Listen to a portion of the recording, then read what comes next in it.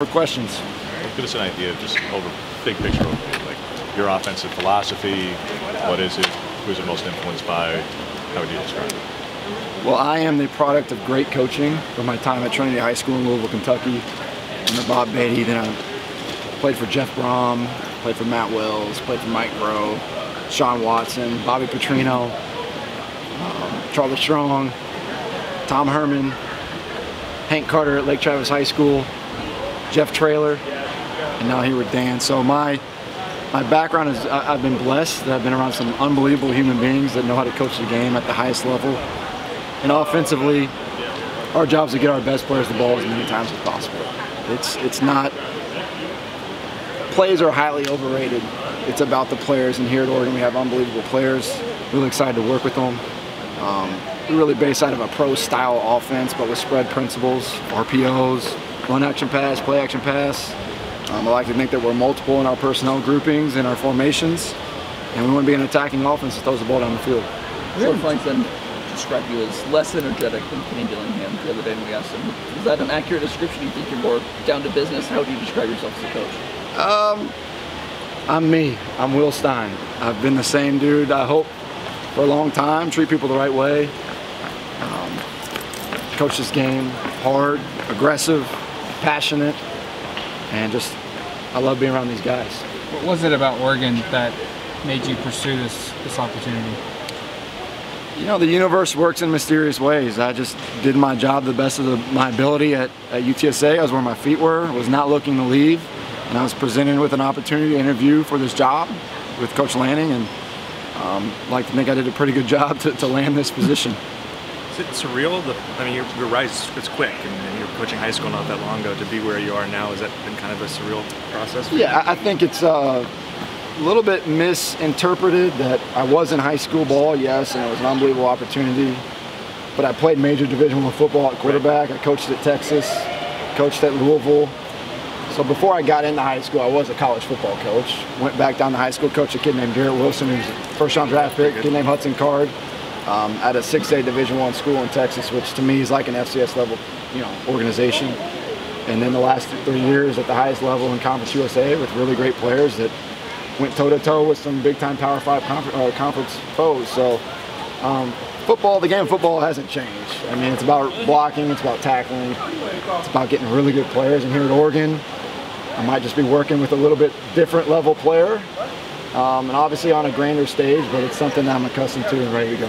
What's your relation to Bo Nix from afar, and then how has it changed since you started working with him? I always thought he was such a great player from afar. Obviously his time at Auburn might not have been what everybody else expected it to be, but I know he appreciates everything that happened there because it's where he is now, and it brought him to Oregon.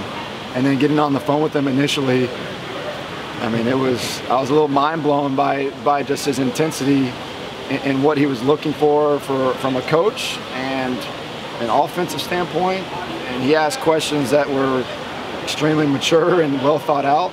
And he's made me better as a coach. He puts me in a position to really think as a coach, which I really appreciate. How much does that change your first year with the team, though, when you do have a quarterback who has 4 or 5 years of experience and you're not? Is it kind of feeling out to see what works for him and then kind of bringing more? Or like how's that balance for you? Yeah, I think the 2022 Oregon offense is very similar to the style of offense that I'm accustomed to. So coming in here, meeting with Bo, really feeling out what he likes offensively, not as that's a bad way to put it, what he likes in the passing game, running game, what he's comfortable with, and then making sure he knows what I'm comfortable with, blending it together with ultimately Coach Lanning's philosophy of running the football, being physically tough, playing clean, dictating tempo, and blending it all together. We have a great coaching staff, from Junior Adams, Malik Terry, Drew Maringer, Carlos Laughlin, our support staff. We have a lot of smart guys in our room. Don't try to outthink ourselves and put our players in a really good position to make plays. What's been your assessment of just Bo's growth for his 5th year? It's pretty rare in college athletics you see a 4-year starter get a 5th year to start. But where's his his focus this spring for you? Yeah, I mean, physically he's been there. He's a great looking prospect for the next level. He's physically there, can make every throw in the book. But I think mentally his game is extremely sharp. not only understanding what we do on offense, but understanding our defense and then our opposing defenses. He's, mastering his craft in terms of understanding the full picture. So I think his growth has been really good so far, and I can't wait to see where it goes. How's it been getting acclimated to the new environment, new city, new team? What's your experience been? It's been good. The people here in Eugene have treated me extremely well.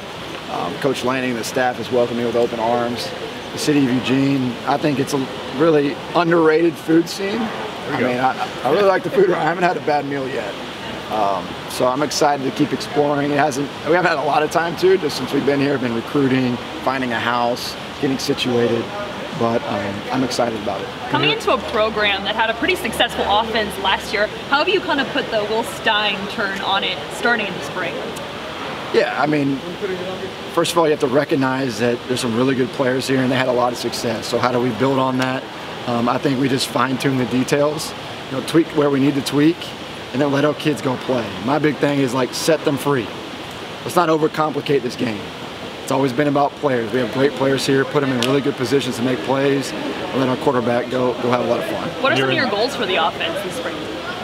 My goal is to make sure we have one more point at the end of the game, right, than our opponent. But, we just want to get better every day, take that 1%. This week's all about being good to great, right? So Oregon's always been good, but how can we take that next step to get to that 1% of the national picture and take those next steps? And really, it takes practice, it takes preparation, and then not just work. When you go about installing in this offseason, when you've got guys who did third coordinator in 3 years, for Bo, a fifth in 5 years, how much did you retain for their ease versus implement what you've got because that's your own? Right. Well, I think, Dan's been awesome from the get-go. Obviously want to make sure Bo's extremely comfortable, and Ty, and the rest of the offense. So there's a lot of universal language in football. And like I said, with the previous, OC, I thought they did a really good job. Number one is just to recognize when people do really good jobs. So how can we take that? How can we blend it into what I know and how I call it, and tweak where we need to? But I've been in 7 different systems in my life. Calling something concrete or sky, it really doesn't matter to me what we call it. It's kind of how we do it, how we practice, and then how do we get our best players the ball. Bo had a lot of autonomy last year by way of, he made a lot of calls on the field, a lot of audibles, those things. How much freedom do you intend to allow him in this offense? Yeah, we always want our quarterback to have the freedom to check plays when necessary and to feel really comfortable with those looks and why we're doing it. I don't want just somebody to go out there and check just because we want to check. It needs to be the specific look versus certain coverage versus certain pressure, and Bo does a really good job of that in the run game and protection, so we're obviously going to allow him to make us right. Anytime I can hand the car off to a really good player that understands how I'm thinking, and he can go make us right on the field, I'm going to let that happen. Coach, you mentioned running the quarterback run.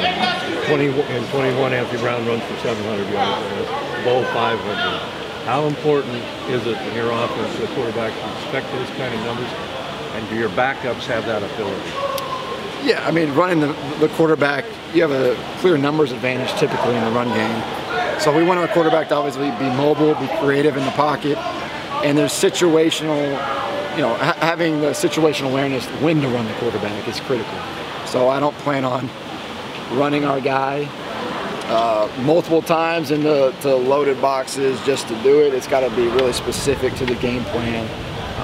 But yeah, I think Bo's numbers last year, if we can get that again this year, we'll be in good shape. Thank you. Yep, thank you all. Appreciate it.